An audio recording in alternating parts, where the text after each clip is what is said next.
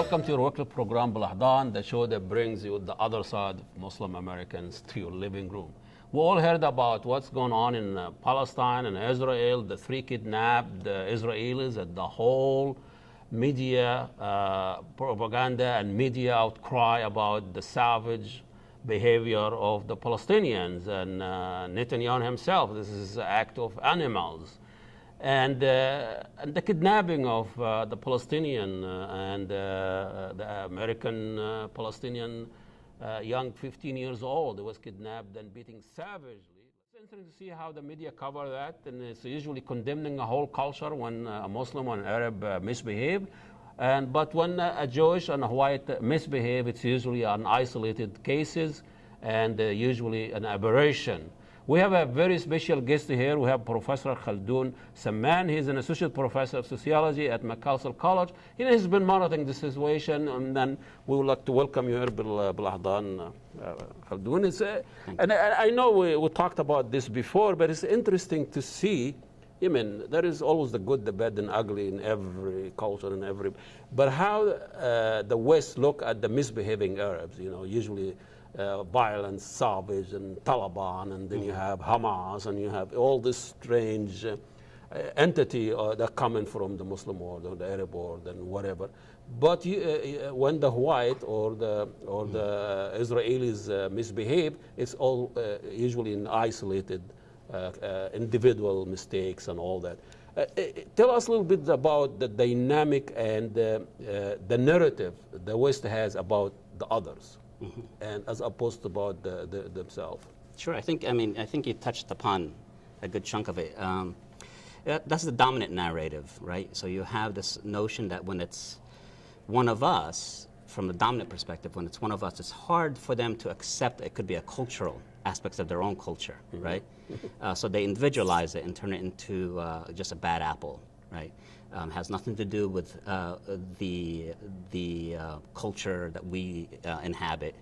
Of course, when it's someone else, especially minorities and people with less power, it gets to be defined in much more cultural terms, right? It becomes much more of a collective act, as though it's the whole nation acting upon it. Israel has that narrative very much built into any kind of incident that happens, and of course it serves power, right? And that's why these narratives exist. They serve those who have the power to create that narrative. How does it serve that power? By legitimize what? The reaction. Look at the Israelis' reaction. Right. Yeah. I mean, part of the Israeli project is, I think, and I think history has really shown this to be the case, is to appropriate more and more Palestinian land, right? So you need to criminalize the culture to make them seem as savage, in order to kind of legitimize the conflict, to legitimize the aggressive policies of Israel, and also to hide the political intent, right?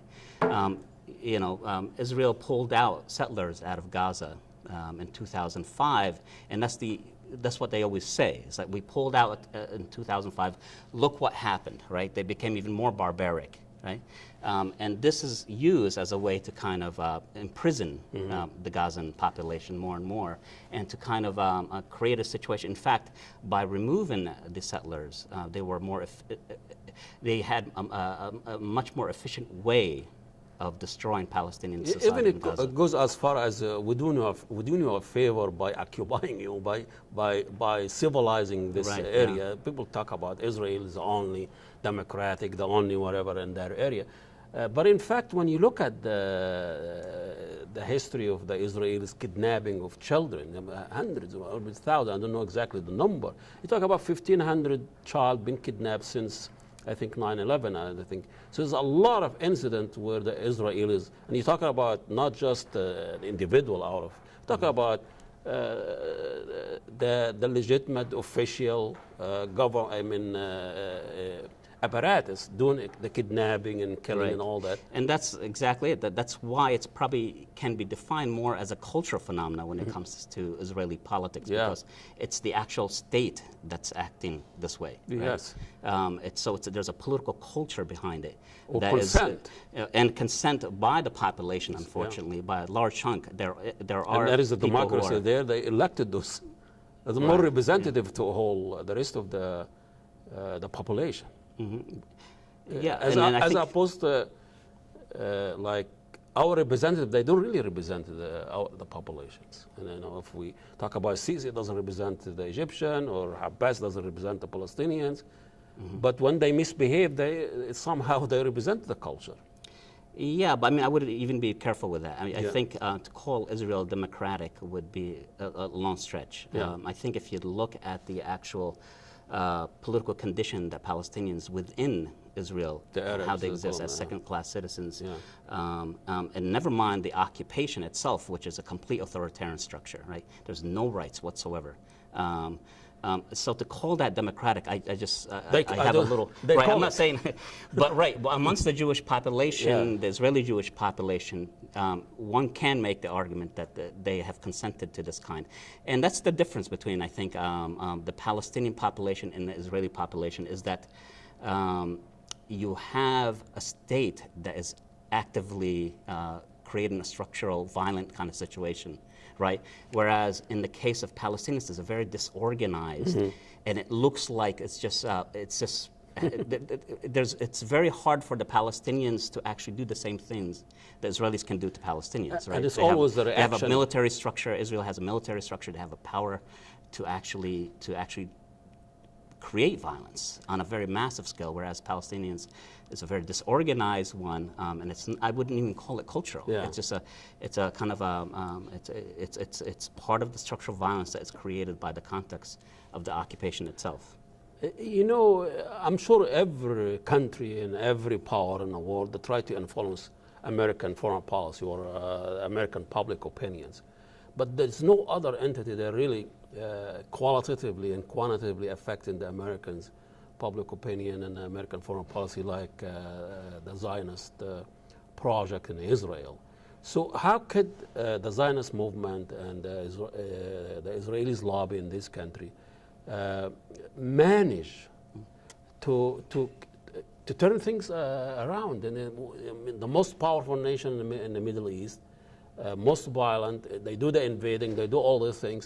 And when you ask an average American, they look at it as Israelis and Palestinians are as an equal entity, or Israel under the attack. And you get that narrative, and you don't know where they're coming from. A kind of a pro-Israeli lobby, right, which is made up of both Israeli groups and it's also made up of also some important American non-Jewish groups, right? The biggest one, of course, being the Christian fundamentalist movement.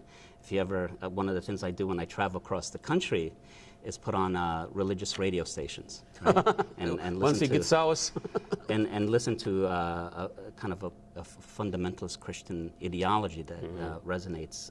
And unfortunately, something like 80 million Americans get the kind of fundamentalism that's very scary in this country, which has this messianic kind of idea of Israel. So I think that, and then there's also just the way those pro-Israeli groups have actually embedded themselves in both the Democratic and Republican Party, has created a situation where anything that would give credence to a Palestinian position is almost non-existent in public discourse, right? There's very little actual, real political discourse about what's happening in Palestine, Israel, right? It's a very pro-Israeli line. And I think, Americans in that sense, you can't blame the American population. I do think that the American population doesn't have direct access to the reality, right? It's mediated by these kinds of networks that Filters, are very like filters. Exactly, and so there's no political discourse that they can catch onto to be able to think clearly about this. And one of the things I always find very interesting is when I do talk to the public, American public, they are often quite interested. Surprised and interested, right? To learn more about this, right? So I do think that if there was a context, a kind of a media context in which they can have that kind of information, the U.S. policy would change dramatically. I don't think that's available right now. That's unfortunate, but that's the reality of the political and media context that. That I know we're going to take a short break and then we'll come back here. And I just want to, I was fortunate enough to meet the Syrian artists and actors who fled Syria because of the violence and civil war. And he started to, his life there in Los Angeles. Here is a guy for almost 50 years, been acting, a superstar in the Arab world, and coming to a new country, try to start a new life. And I met him through Skype, and first asked him, how somebody, and his name is Jihad. How can somebody by the name Jihad try to make it in Hollywood that has its own problem of how they portray and depict Arabs in this country. And here is my interview with him, and we'll come back to the studio.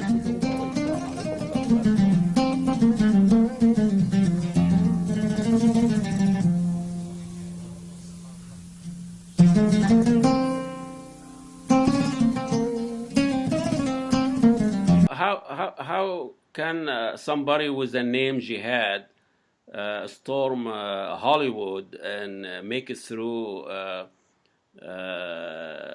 movies, and this is a very public venues, and you are coming in an area where Islamophobia and anti-Arab and sentiment is very high, and if somebody wants to give you a role, he's taking a lot of risk.